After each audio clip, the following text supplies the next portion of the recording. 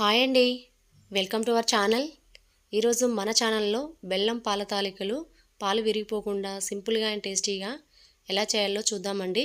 వీడియోకి వెళ్ళే ముందు మన ఛానల్ని లైక్ చేయండి, షేర్ చేయండి, సబ్స్క్రైబ్ చేయండి. Please support me friends.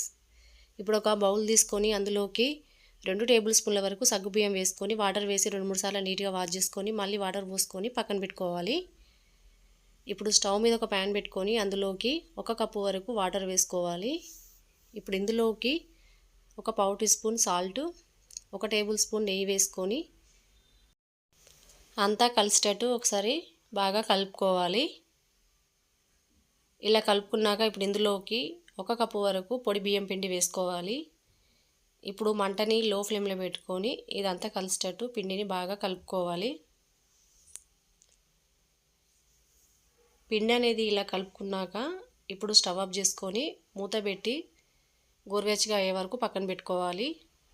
ఇప్పుడు స్టవ్ మీద మరొక గిన్నెను పెట్టుకొని అందులోకి 2 టేబుల్ స్పూన్ల వరకు నెయ్యి వేసుకోవాలి. నెయ్యి అనేది కరిగాక కొన్ని డ్రై ఫ్రూట్స్ వేసుకొని మంచి గోల్డెన్ బ్రౌన్ కలర్ వచ్చే వరకు బాగా ఫ్రై చేసుకొని ఇలా మంచిగా ఫ్రై అయ్యాక ఒక బౌల్లో వేసుకొని పక్కన పెట్టుకోవాలి. ఇప్పుడు అదే గిన్నెలోకి మనం ఏ కప్పుతో అయితే బియ్యం పిండి తీసుకున్నామో అదే కప్పుతో 3/4 కప్పు వరకు బెల్లం వేసుకొని 1/4 కప్పు వరకు వాటర్ వేసి బెల్లాన్ని కరిగించుకోవాలి.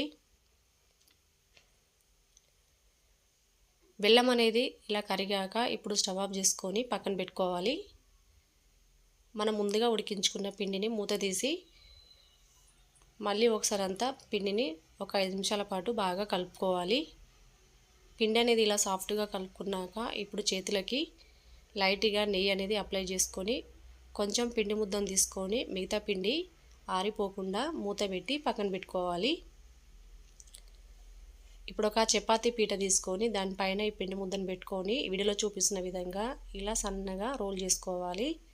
ఇలా తాలికల్లాగా చేసుకోవాలి. ఇలా చేసుకొని వీటిని ఒక ప్లేట్లో పెట్టుకోవాలి. సగం వరకు పిండిని ఇలా తాలికల్లాగా చేసుకొని ఒక ప్లేట్లో వేసుకొని పక్కన పెట్టుకోవాలి. మిగతా సగం పిండిని ఇందులోంచి కొంచెం కొంచెం పిండి ముద్దను తీసుకొని ఇలా చిన్న చిన్న ఉండల్లాగా చేసుకోవాలి. ఇలా అన్నీ చేసుకొని ఒక ప్లేట్లో వేసుకొని పక్కన పెట్టుకోవాలి. కొంచెం పిండి ముద్దను తీసుకొని పక్కన పెట్టుకోవాలి. ఇప్పుడు స్టవ్ మీద ఒక ప్యాన్ పెట్టుకొని అందులోకి 1/2 లీటర్ వరకు చిక్కటి పాలను తీసుకోవాలి. ఇప్పుడు ఇందులోకి మనం ముందుగా నానబెట్టుకున్న సగ్గుబియ్యంలోని వాటర్ తీసివేసి ఇందులోకి వేసుకోవాలి. ఇప్పుడు ఒకసారి అంతా కలిసేటట్టు కలుపుకొని సగ్గుబియ్యం అనేది ఉడికి ఇలా పైకి తేలుతున్నప్పుడు ఇందులోకి మనం ముందుగా పక్కన పెట్టుకున్న తాలికలు ఉండ్రాళ్ళను ఇందులోకి వేసుకోవాలి.